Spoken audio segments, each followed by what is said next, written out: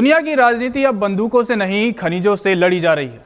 Rare earth minerals जो AI, clean energy और आधुनिक हथियारों की रीढ़ है, आज वैश्विक ताकत का नया पैमाना बन चुके हैं और इन्हीं के बलबूते चीन किसी के दबाव में नहीं आता है। और अमेरिका के ग्रीनलैंड के पीछे पड़ने की वजह भी यही है, क्योंकि आज सब जानते हैं कि जिसके पास रेयर अर्थ मिनरल्स होंगे वही दुनिया को काफ़ी हद तक कंट्रोल करने वाला है।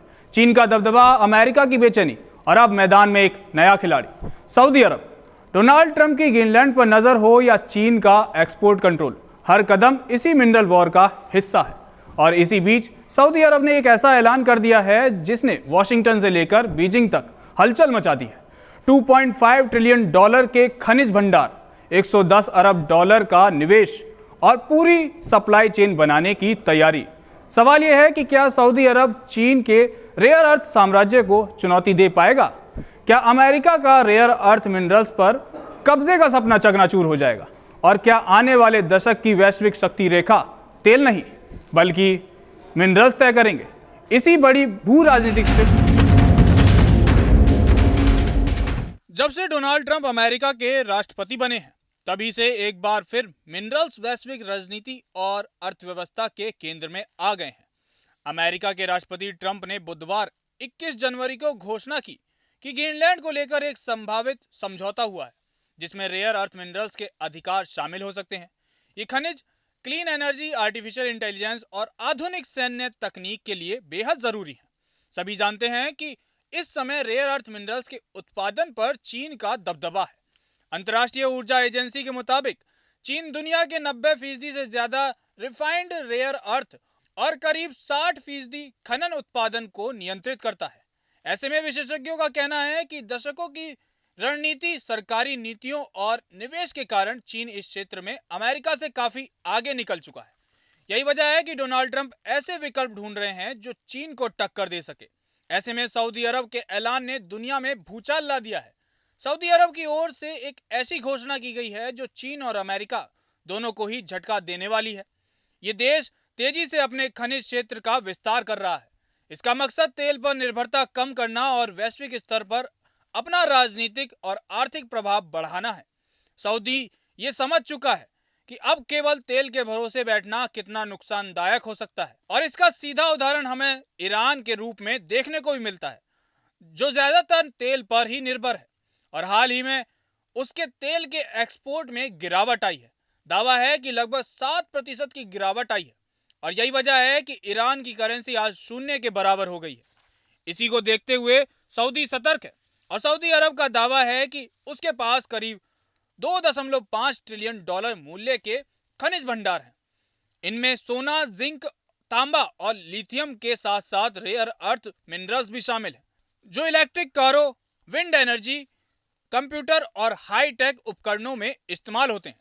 2021 से 2025 के बीच सऊदी अरब ने खनिज खोज पर अपने बजट में लगभग 595% की बढ़ोतरी की है। साथ ही घरेलू और विदेशी कंपनियों को नए खनन लाइसेंस देने की रफ्तार भी तेज हुई है। हालांकि विशेषज्ञों का कहना है कि खनन और प्रोसेसिंग एक लंबी प्रक्रिया है। किसी प्रोसेसिंग प्लांट को बनने में 3 से 5 साल लगते हैं और कई देशों में ये समय 20 साल से भी ज्यादा हो सकता है। लेकिन अब सवाल यह है कि आखिर सऊदी अरब ने अपना प्लान दुनिया को क्यों बताया, इसके पीछे क्या वजह है? तो आपको बता दें कि सऊदी सरकार टैक्स में छूट, नियमों को आसान बनाने और बड़े निवेश के जरिए इस क्षेत्र में तेजी से आगे बढ़ना चाहती है।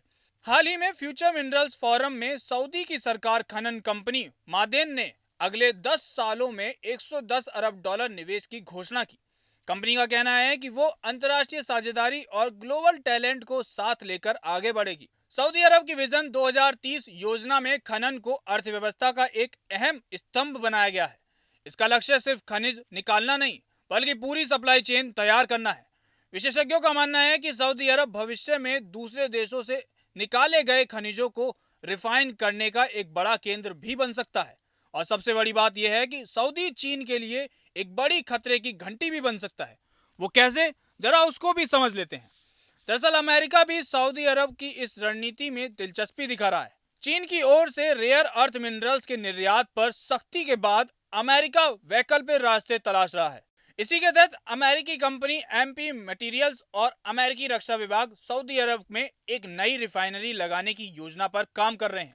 अमेरिका ग्रीनलैंड में भी मिनरल्स और रेयर अर्थ मिनरल्स की वजह से ही घुसना चाहता है। हालांकि यहाँ भी इन्वेस्टमेंट के सालों बाद ही लाभ मिल सकेगा। विशेषज्ञों का कहना है कि सस्ती और भरोसेमंद ऊर्जा, साथ ही अरामको जैसी कंपनी का अनुभव सऊदी अरब को चीन के विकल्प के रूप में उभार सकता है। हालांकि पर्यावरण और क्षेत्रीय अस्थिरता जैसी चुनौतियां यहां भी सामने हैं। लिहाजा एक तरफ मिडिल ईस्ट में तबाही का मंजर है, युद्ध के आसार बने हुए हैं, तो वहीं सऊदी के इस ऐलान ने यह साफ कर दिया है कि दुनिया एक नए मिनरल ऑर्डर की ओर बढ़ रही है, जहां ताकत का मतलब अब सिर्फ तेल के कुएं नहीं बल्कि रेयर अर्थ मिनरल्स की खदानें हैं।